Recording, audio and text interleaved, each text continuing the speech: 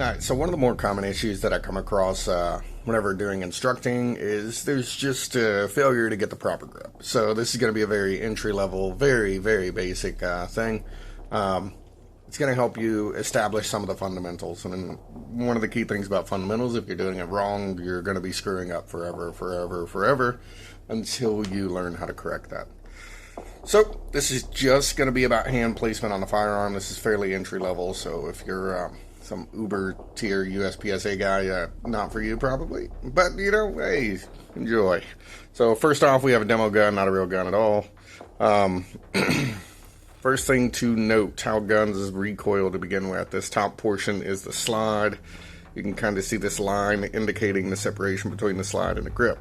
Whenever this gun shoots, this is going to kick back. All of that mass is then going to stop about right here, and that means it is going to input some of that inertia into your hand until that slide reciprocates back forward. So what we're trying to do is manage that inertia from the slide kicking back and the actual round detonating inside the chamber.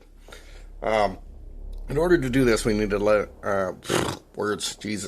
we need to work on leverage, mitigating our leverage on the weapon and the weapon's leverage on us. Equal and opposite forces, right? So, one way we can do this, if you'll notice back on the back here, this is called our beaver tail. We want the web of our hand, this little portion here, we want it centered. So if you see here, there's a straight line between this slide and my wrist and forearm.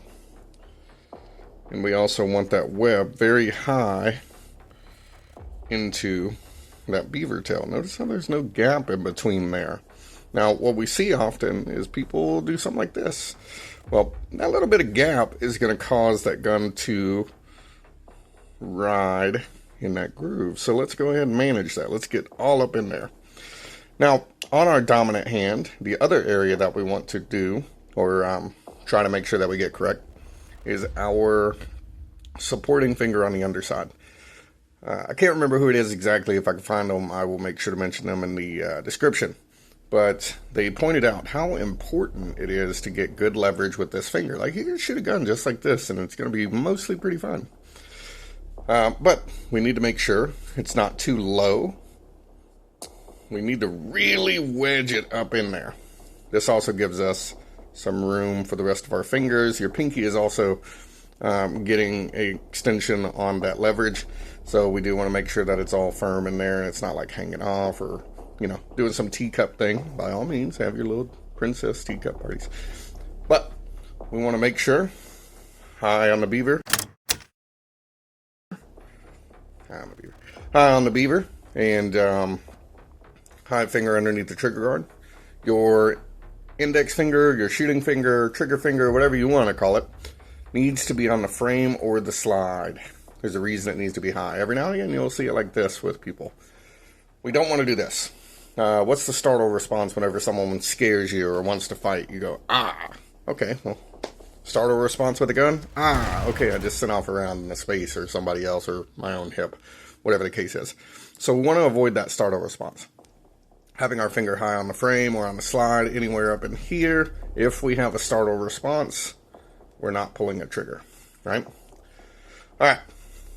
So we have our proper grip established. Notice I can move my thumb pretty much anywhere in here, right?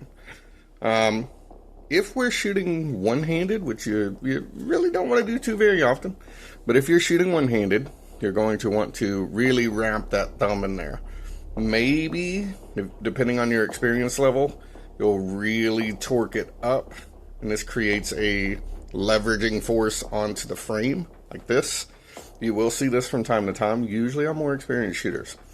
But when you're starting out, if you don't want to do this leveraging method, you're probably just going to ride it in this little groove. Notice how this particular Glock has a little groove already cut out for that right there.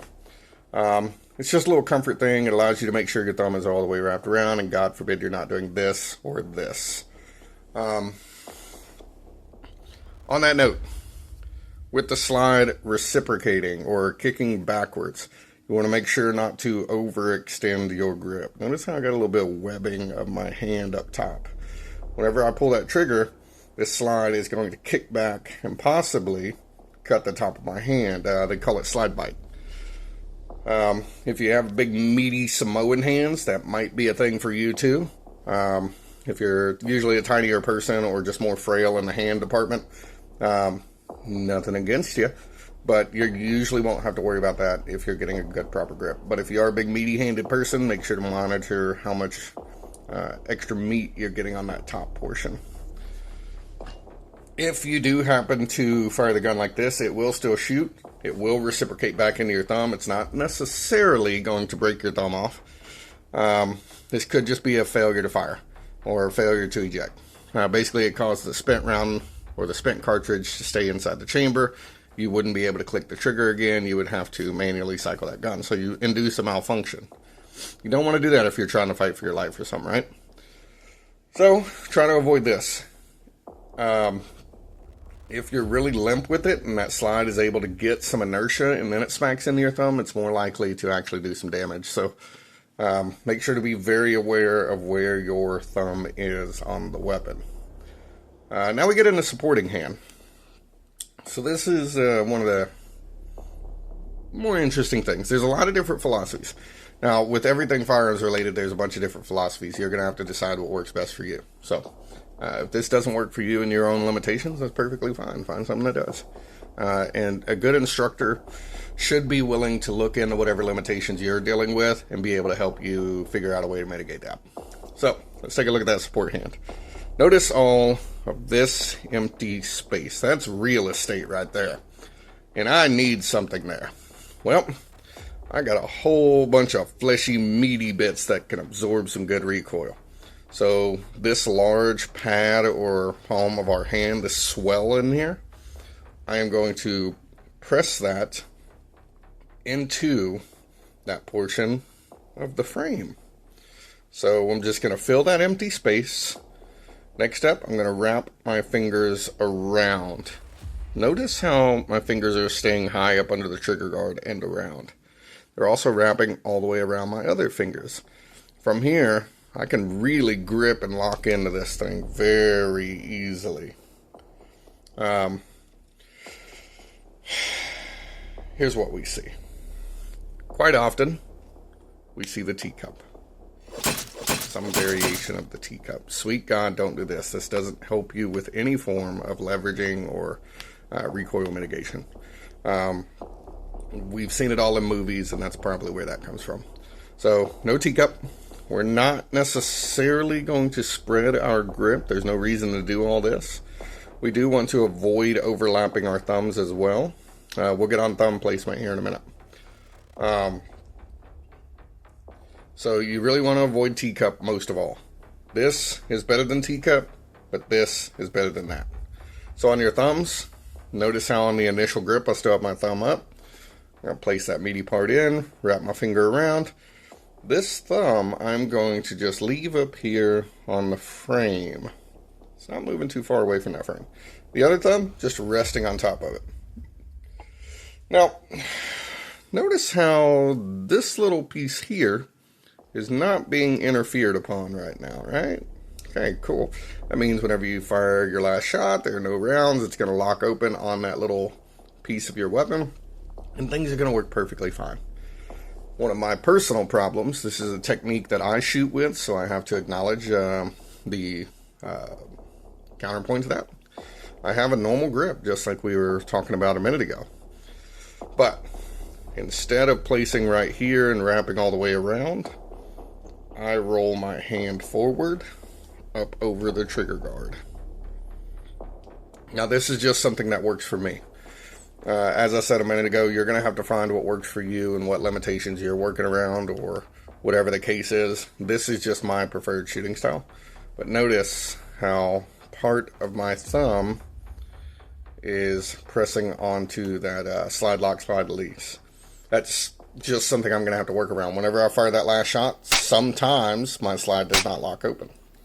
And then I have to go into reloading and recycling the weapon. So that's my own issue. So, just for the basic grip, we're going to follow through really quickly here. Before I get there, actually, with that thumb placement thing, what we do see sometimes is people don't necessarily do this. They'll do everything perfectly with the rest of their hand, but sometimes they will wrap their thumb around. Well, what did I say about that slide reciprocating?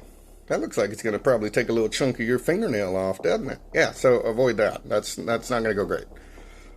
So, for our overview, we want the web between our thumb and index finger high on that beaver tail. Want our other fingers high underneath the trigger guard there. You want them leveraged in and good. Your trigger finger is going to be high up on the slide or the frame. Notice how my thumb is staying up. I want the meat of my supporting hand to fill that little gap right there. I want those fingers to wrap underneath the trigger guard and all the way around. I'm not flaring them out or anything like that, just all the way around. Riding this thumb on the frame, this thumb on top of that. From here, I have an extremely stable shooting position that I can establish fairly rapidly. And this is what you want to get repetitions on. You want to do this same thing. So what you can do at home is get a good grip on your weapon and then just practice getting that good grip on that pistol right away. Now I'm automatically going into my preferred grip. But practice that grip that we just established. And every time you bring that hand to the gun, make sure to push it out and meet your eyeball. Don't move your eyeball around for the gun, or the gun around for your eyeball per se. You want that gun to just fall underneath your eye and be ready to shoot. All right. I think that's about it for... Nope. We got one more thing. How tight to grip. Now, I want you to notice something here. I'm going to death grip the dog shit out of this gun. Notice I'm inducing a lot of shaking. Okay, I don't want you to do that. Now, if I do it all loosey-goosey and limp wrist it, as soon as this gun recoils, it's just going to flop around. So, I want you to have a good solid grip. I want you to be tight. Imagine someone's going to come up and try to pull this out of your hand, but they're not going to take that gun. That's about the tightness I want you to give it. Tight enough to where no one's going to pull it away from you, but not so tight that you're just literally shaking and losing control of your muscle groups. And then some of your controls and stuff, this goes a little bit in the grip. So whenever you're going to drop magazine, you can do it with your primary thumb, your primary shooting hand. You can just hit that button and it will drop free.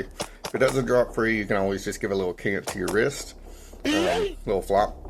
If you don't have the wrist strength or thumb strength, perfectly fine. You can actually hit this with your support hand and it will drop free, or you can pull it free. So it's kind of like a one single motion type thing. Make sure to get some practice and repetitions on that. Though you're more likely to have to draw the gun and shoot it than you are to actually have to reload in a shooting, you want to know how to go ahead and reload. Once the shooting is over, you need to top off your ammo and be ready for the next fight that might come up. Last thing we'll touch on grip. Those of you that are disabled in the world, notably left-handed people, fix yourself, or same exact principles apply on the weapon. You're still going to be filling in that gap. You're still going to be layering your fingers. You're still going to be high up on a sliding frame. Still going to leverage all this stuff. Your magazine release options might be a little limited depending on your weapon. You might have an option over here. You might not, like in this case. Well, this particular case, you can actually mold it and swap it. But one thing that lefties can do is they can just break that finger back and push the button down. It does take some getting used to, but you can just break your finger back, hit the button, and then you can still do that little rock. Minor little caveat, one of the things I mentioned earlier is make sure your weapon is in a straight line to your wrist and forearm. This can be important. You do want to start doing that at first. However, one of the more standard shooting positions, you can notice here the gun's not necessarily lined up with my wrist. It's actually squared up with my shoulders. So we want to learn how to do this, but more importantly, over time, you're going to learn to lock your wrist. Like right now, all I'm doing is locking my wrist. No matter how much compression I give, that wrist is what controls, about to break it again. That wrist is what controls how much movement is coming through that weapon. So be able to compress, but make sure you're still always pointed at your threat. I think that's all I've got. Later.